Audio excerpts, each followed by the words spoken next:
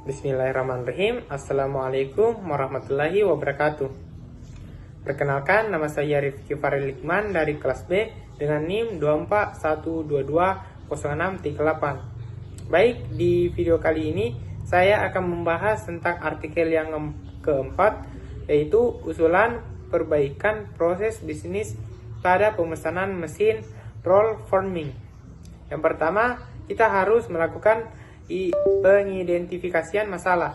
Banyak UMKM yang masih mengalami kendala dalam pengiriman pesanan yang berdampak buruk pada pelanggan dan profil stabilitas bisnis. Penyebab utamanya adalah pencatatan yang masih manual, kurangnya koordinasi antara produksi dan pengiriman, ketergantungan pada satu supplier, dan jumlah tenaga kerja yang terbatas.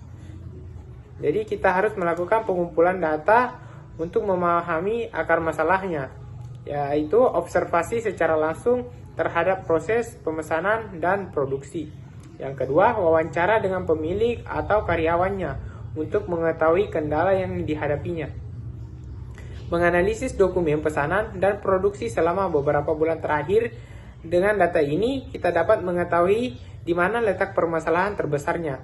Mungkin pemetaan prosesnya, penerimaan pesanan, pelanggan memesan melalui WhatsApp atau manual, pengecekan stok, jika stok ada, produksi dimulai. Jika tidak ada, bahan harus dipesan terlebih dahulu. Produksi dibuat sesuai pesanan, finishing dan kontrol kualitas, pemeriksaan akhir sebelum produk dikirim. Analisis kelemahannya masih menggunakan tenaga manusia, sehingga kurangnya tenaga kinerja dan keterampilan menggunakan sistem digital.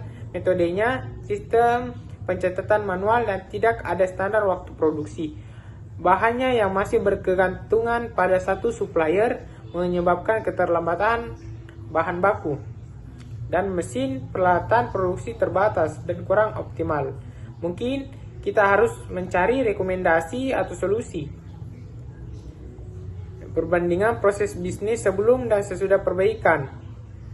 Dengan digitalitas dan otomatisasi, menggunakan sistem pencatatan digital untuk mempercepat pengecekan stok pesanan, mengadaptasi aplikasi pemesan online, dan menggunakan sistem ERP sederhana untuk mengintegrasikan semua proses produksi, optimal proses produksi, dan penghapusan pencatatan manual dan menggantinya dengan aplikasi.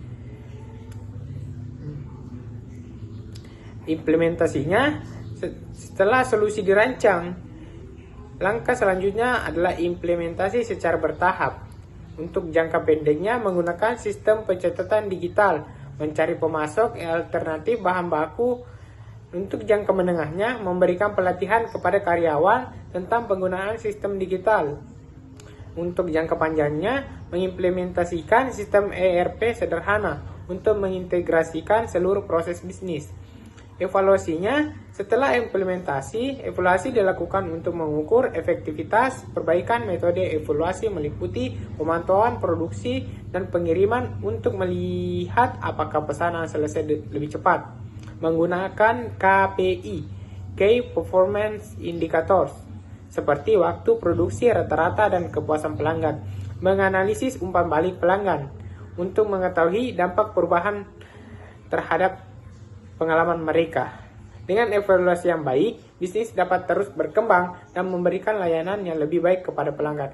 Mungkin itu saja yang bisa saya sampaikan. Wabillahi taufiq wal hidayah. Wassalamualaikum warahmatullahi wabarakatuh.